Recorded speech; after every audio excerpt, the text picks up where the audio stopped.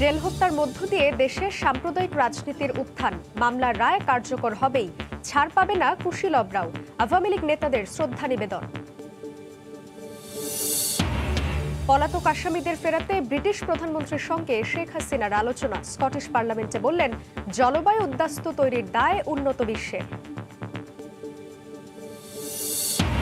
লন্ডনে বসে বাংলাদেশ সরকারের বিরুদ্ধে ষড়যন্ত্র করছে তারেক রহমান, দাবি আইন শৃঙ্খলা বাহিনীর, সরকারের মদদে অপপ্রচার বললেন মির্জা ফখরুল।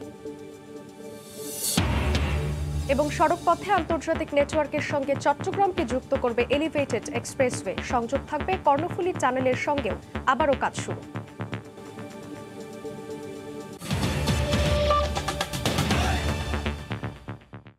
সময় সংবাদের সঙ্গে আছি আমি জান্নাতুল সাদিয়া। জেল হত্যার মধ্য দিয়ে দেশে উত্থান ঘটে সাম্প্রদায়িকতার, খুঁজে বের করতে হবে পেছনের কারিগরদের, একথা বলেছেন আওয়ামী লীগের সাধারণ সম্পাদক ওবায়দুল কাদের। সকালে জেল হত্যা দিবস উপলক্ষে রাজধানীর ধানমন্ডিতে বঙ্গবন্ধুর প্রতিকৃতিতে শ্রদ্ধা জানায় আওয়ামী লীগ, পরে ফুল দেয়া হয় বনানী কবরস্থানে জাতীয় ৪ নেতার কবরে।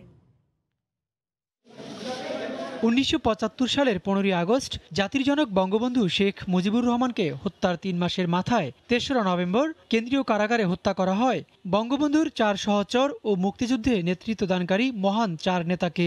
মুক্তিযুদ্ধের চেতনাকে নির্মূল করতেই তাদের হত্যা করে স্বাধীনতা বিরোধী শক্তি।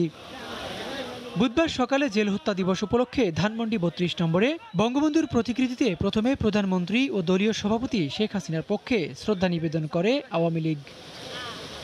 পরে নেতাকর্মীদের নিয়ে শ্রদ্ধা নিবেদন করেন দলের সাধারণ সম্পাদক ওবায়দুল কাদের। একে একে জাতির জনকের প্রতিকৃতিতে ফুল দেন ছাত্রলীগ, যুবলীগ, কৃষক লীগ সহ দলের সহযোগী ও অঙ্গ সংগঠনের নেতাকর্মীরা। এ সময় ওবায়দুল কাদের বলেন, সাম্প্রদায়িক শক্তির বিরুদ্ধে সকল গণতান্ত্রিক শক্তিকে ঐক্যবদ্ধ হতে হবে।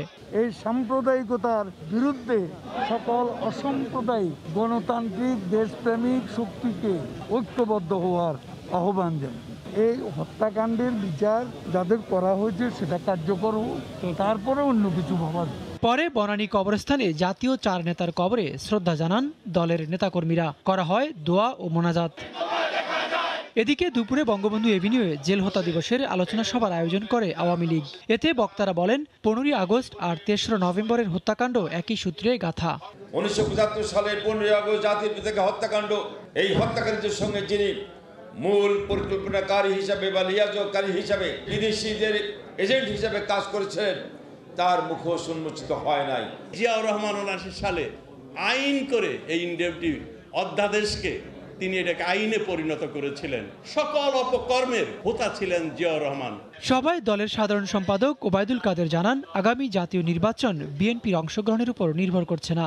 ফখরুল সাহেব আপনাকে পরিষ্কার বলে দিতে চাই, যতই হাঁক ডাক করেন তত্ত্বাবধায়ক সরকার কিন্তু উচ্চ আদালতের আদেশে জাদুঘরে চলে গেছে। তত্ত্বাবধায়ক সরকার নয়, পৃথিবীর অন্যান্য দেশের মতো গণতান্ত্রিক পদ্ধতিতেই নির্বাচন হওয়ার কথা জানান ওবায়দুল কাদের। ওবায়দুল্লাহ মামুন, সময় সংবাদ, ঢাকা। এদিকে ঢাকার পুরানো কেন্দ্রীয় কারাগারে জাতীয় ৪ নেতার সেলে শ্রদ্ধা জানিয়েছেন পরিবারের সদস্যরা। ছিলেন স্বরাষ্ট্রমন্ত্রী আসাদুজ্জামান কামালও, বলেন ৪ নেতার পলাতক হত্যাকারীদের দেশে ফিরিয়ে আনার চেষ্টা চলছে।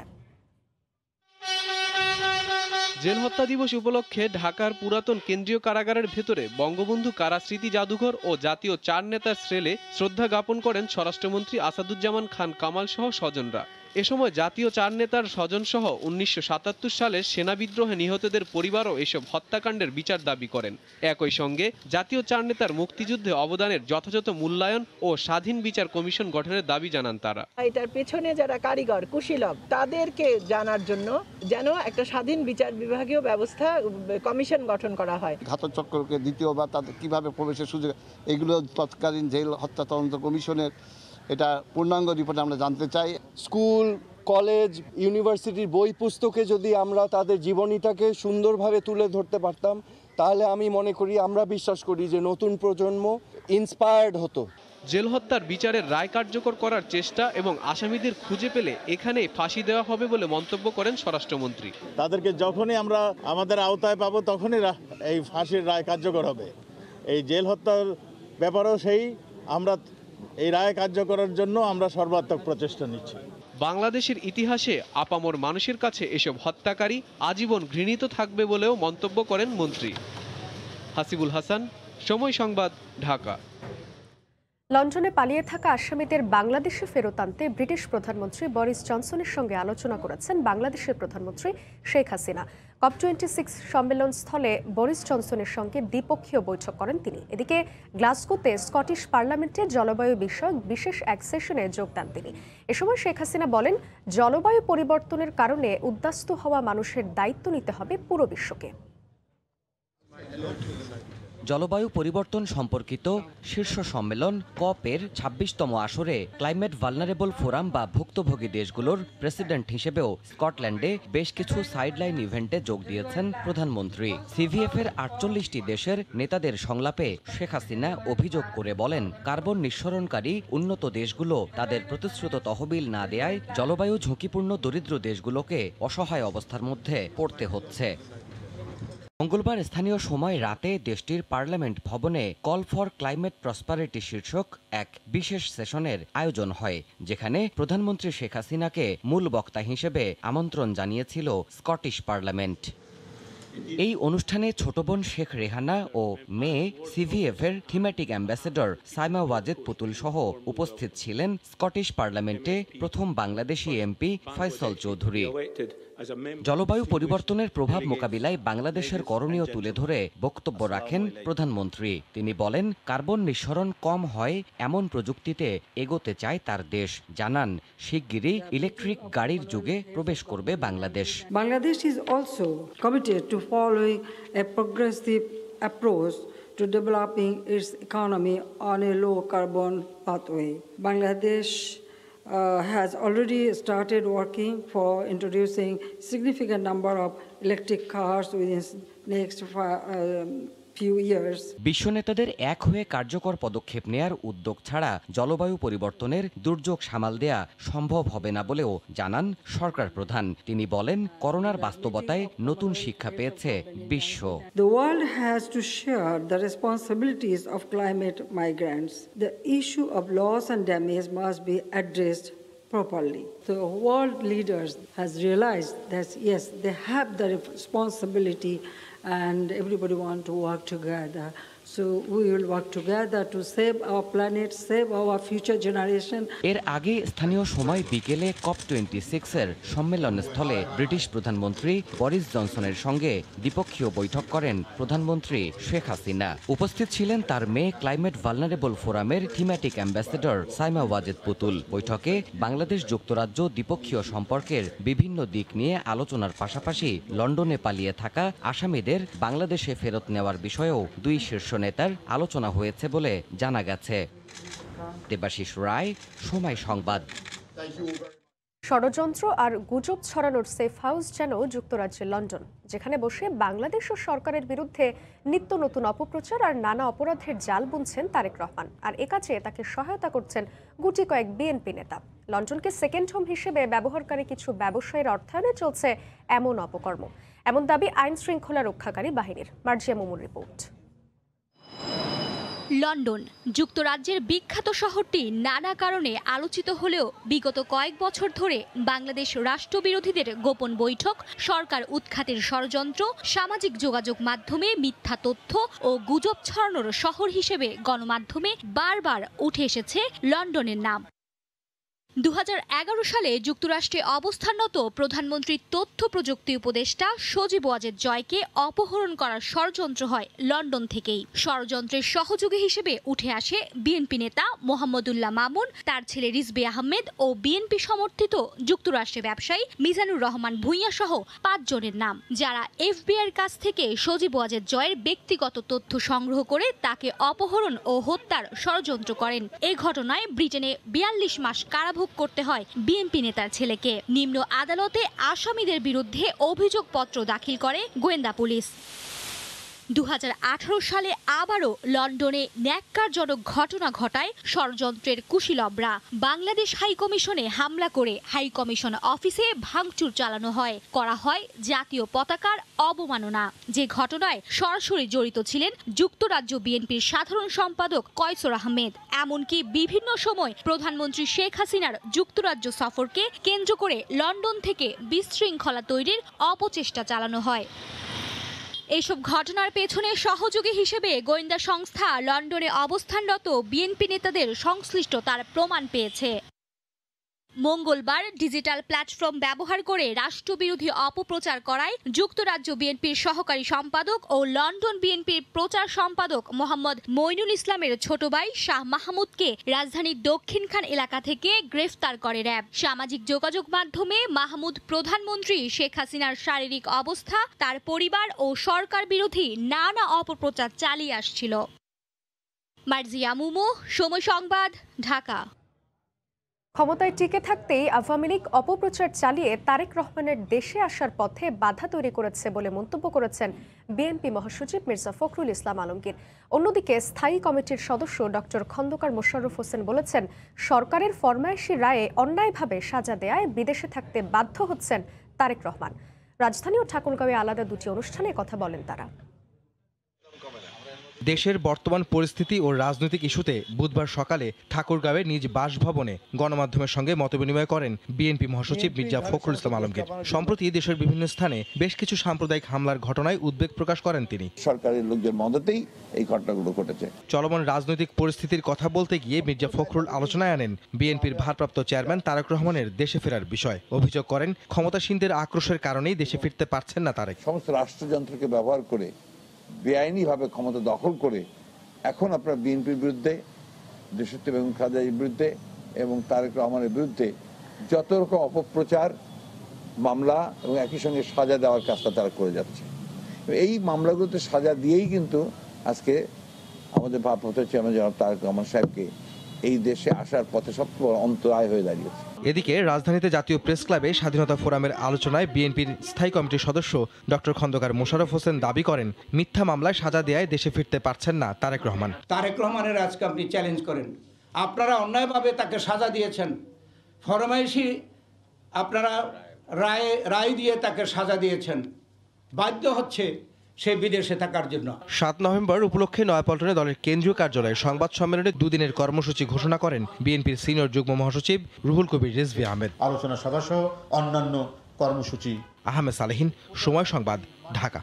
সড়কপথে আন্তর্জাতিক নেটওয়ার্কের সঙ্গে চট্টগ্রামকে যুক্ত করবে এলিভেটেড এক্সপ্রেসওয়ে। সংযোগ থাকবে কর্ণফুলী টানেলের সঙ্গেও। নকশা জটিলতা ও পরিবেশ বিপর্যয়ের অভিযোগে বেশ কিছুদিন বন্ধ থাকার পর আবারও পুরোদমে শুরু হয়েছে চট্টগ্রামের মেগা প্রকল্প এলিভেটেড এক্সপ্রেসওয়ের কাজ। ইতোমধ্যে প্রকল্পের 60% কাজ শেষ হয়েছে। নুরজামাল আতিকের ক্যামেরায় শফিকুল আলমের রিপোর্ট। স্বপ্ন ছোঁয়ার পথে বন্দরনগরী চট্টগ্রামের মেগা প্রকল্প এলিভেটেড এক্সপ্রেসওয়ে দ্রুত গতিতে এগিয়ে চলছে মহা কর্মযজ্ঞের নির্মাণ কাজ। ইতিমধ্যে 60% কাজ শেষ, যদিও নকশা জটিলতা ও প্রাকৃতিক সৌন্দর্যহানির কারণে বন্দর আর সিটি কর্পোরেশনের আপত্তির মুখে কিছুদিন থমকে ছিল কাজ। দেওয়ানার থেকে লামখাম বাজার পর্যন্ত আমাদের যে অ্যালাইনমেন্টের যে সমস্যাটা ছিল, চট্টগ্রাম সিটি কর্পোরেশনের আপত্তি, এগুলো আমরা সলভ করেছি সিটি কর্পোরেশনের সাথে লেয়াজু করে। তো এই মুহূর্তে এলিভেটেড এক্সপ্রেসওয়ে আমাদের বাস্তবায়নে কোনো বাধা নেই। নগরীর লালখান বাজার থেকে পতেঙ্গা পর্যন্ত 16.5 কিলোমিটার এক্সপ্রেসওয়ের 9টি জায়গায় ওঠানামার জন্য থাকবে 24টি র্যাম্প। বাস্তবায়নকারী সংস্থা সিরিয়া বলছে, এই প্রকল্পের ফলে চট্টগ্রাম বন্দর ও বিমানবন্দর কেন্দ্রিক যানজট নিরসনের পাশাপাশি গতি আসবে আমদানি রপ্তানিতে। একটাই রোড আমাদের, এই রোডে কিন্তু আসতে পিক আওয়ারে প্রায় 2.5 ঘন্টা 3 ঘন্টা লাগতো। এখানে ইনভেস্টর আসতো না এবং বাণিজ্যিক রাজধানী হিসেবে যে সুবিধাটা পাওয়ার কথা ছিল সেটা পাচ্ছিল না। এই জন্য সরকার এই মেগা প্রকল্প নিয়েছে এবং এই প্রকল্প আমরা দ্রুত বাস্তবায়ন করছি এবং যে সমস্যা ছিল ওই সমস্যাগুলো আমরা সবগুলোই সলভ করেছি। আর নগর পরিকল্পনাবিদরা বলছেন, এই প্রকল্প কর্ণফুলী টানেলের সাথে যুক্ত হওয়ায় বৈপ্লবিক পরিবর্তন ঘটবে শিল্প ও পর্যটন খাতে। শহরের সাথে যে একটা সংযোগ, বাধাহীন সংযোগ, সেটার ক্ষেত্রে এই এলিভেটেড এক্সপ্রেসে অত্যন্ত একটা বৈপ্লবিক ভূমিকা রাখবে আমরা মনে করি। ৩,৩২০ কোটি টাকা ব্যয়ে প্রকল্পটি যৌথভাবে নির্মাণ করছে ঠিকাদারি প্রতিষ্ঠান ম্যাক্স র্যাঙ্কিং। কাজ শেষ হবার কথা ২০২৩ সালের জুন মাসে। এই এলিভেটেড এক্সপ্রেসওয়ে, কর্ণফুলী টানেল সহ অন্তত ৭ থেকে ৮টির মতো মেগা প্রকল্পের কাজ চলছে বন্দরনগরী চট্টগ্রামকে ঘিরে। এর ফলে বন্দরনগরী চট্টগ্রাম এশিয়ান হাইওয়ের সাথে যুক্ত হওয়ার পাশাপাশি বড় ধরনের বৈপ্লবিক পরিবর্তন আসবে দেশের অর্থনীতিতে। শফিকুল আলম, সময় সংবাদ, চট্টগ্রাম। সময় সংবাদ আরও থাকছে। নিউ ইয়র্ক সিটির নির্বাচনে প্রথমবারের মতো বিচারক ও কাউন্সিল উইমেন হলেন বাংলাদেশি সোমা সাইদ ও শাহানা হানিফ। প্রবাসীদের উচ্ছ্বাস।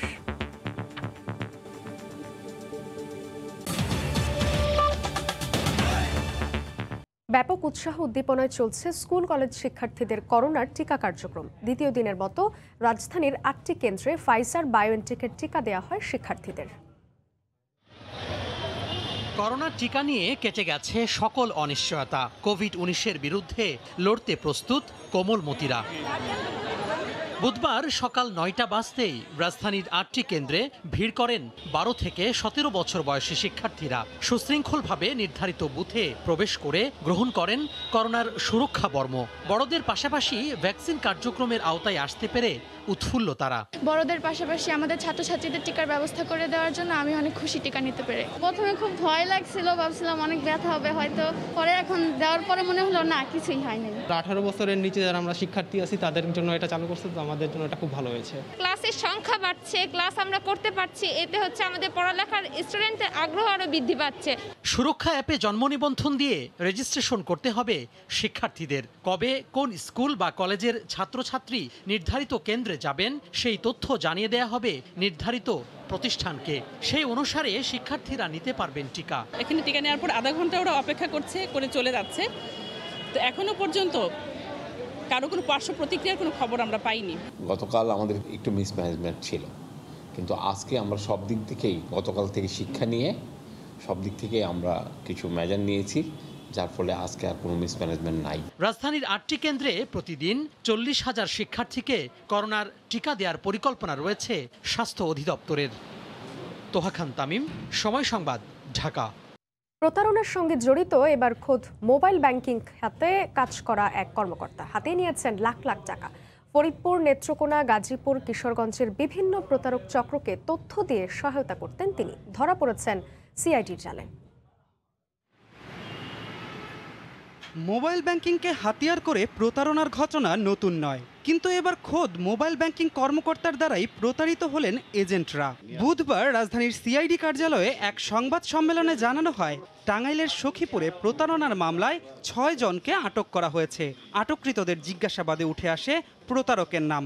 পরে তাকে আটক করে সিআইডি। বিকাশ এর এক টেরিটরি ম্যানেজার যে গাজীপুরের দায়িত্বে নিয়োজিত, সে তাদের এই প্রতারণার সাথে সরাসরি সংশ্লিষ্ট। তাদের বিকাশের যে শিট, অর্থাৎ নতুন যারা এজেন্ট হয়, এই এজেন্টদের তালিকাটা সে সরবরাহ করে প্রতারকদের কাছে, বিনিময়ে সে আর্থিকভাবে লাভবান হয়। এই কর্মকর্তা নতুন এজেন্টদের তথ্য প্রতারক চক্রের হাতে তুলে দিতেন। বিনিময়ে শিট প্রতি পেতেন ১৫ থেকে ২০,০০০ টাকা। আর প্রতারক চক্র বিভিন্ন লোভনীয় প্রস্তাবে এজেন্টদের টাকা হাতিয়ে নিত। প্রাতিষ্ঠানিক ব্যক্তির যে একটি গুরুত্বপূর্ণ পদে থেকে প্রতারকদের তথ্য দিয়ে যে প্রতারণাগুলা করার সুযোগ তৈরি করেছে, যার কারণে আমাদের যারা বিকাশের গ্রাহক তারা ব্যাপকভাবে ক্ষতিগ্রস্ত। অভিযুক্ত ব্যক্তি ২০১২ সালে যোগ দেন মোবাইল ব্যাংকিং সেবায়। এরপর থেকেই জড়িয়ে পড়েন অপরাধ চক্রের সঙ্গে। প্রাথমিক জিজ্ঞাসাবাদে কিছুদিন ধরে অপরাধের সাথে জড়িত বলে স্বীকার করেন তিনি। ধ্রুব ব্যানার্জি, সময় সংবাদ, ঢাকা। গণমাধ্যম কর্মী আইন চূড়ান্ত পর্যায়ে রয়েছে জানিয়ে তথ্য ও সম্প্রচার মন্ত্রী ডক্টর হাসান মাহমুদ বলেছেন, সংসদের আগামী অধিবেশনেই এটি উত্থাপন করা হবে। দুপুরে সচিবালয়ে বাংলাদেশ ফেডারেল সাংবাদিক ইউনিয়নের নবনির্বাচিত নেতৃবৃন্দের সঙ্গে সাক্ষাৎকালে মন্ত্রী একথা বলেন। গণমাধ্যম কর্মী আইন সেটি চূড়ান্ত পর্যায়ে, আমরা আশা করছি আগামী সংসদে এটি নিয়ে যাওয়ার জন্য। আগামী সংসদে নিয়ে যেতে পারলে তাহলে আমরা সেটি আইনে রূপান্তর করতে পারব। একই সাথে সম্প্রচার আইন নিয়েও কাজ চলছে, সেটিও অনেক দূরে গিয়েছে। অতীতে যারা চাকরিচ্যুত হয়েছিলেন করোনাকালে, এখন ব্যবসা বাণিজ্যে যেমন সুবাতাস বইতে শুরু করেছে, গণমাধ্যমেও যে সংকটগুলো ছিল করোনাকালে সেগুলো এখন আর নাই। তো আমি আশা করব করোনাকালে যাদের চাকরি চলে গেছে তারা আবার চাকরিতে পুনর্বহাল হবে। শেরপুরের শ্রীবর্দী উপজেলার সীমান্ত দিয়ে ভারত থেকে আসা প্রায় অর্ধশত বন্য হাতির দলটি এখন পার্শ্ববর্তী কয়েকটি পাহাড়ে অবস্থান নিয়েছে। হাতির ক্ষতি থেকে মানুষের জানমাল রক্ষায় সচেতনতা সৃষ্টি সহ হাতির পালকে নজরদারিতে রেখেছেন বন কর্মকর্তারা। হোসেন আলীর তোলা ছবিতে সাদিকুর রহমানের রিপোর্ট।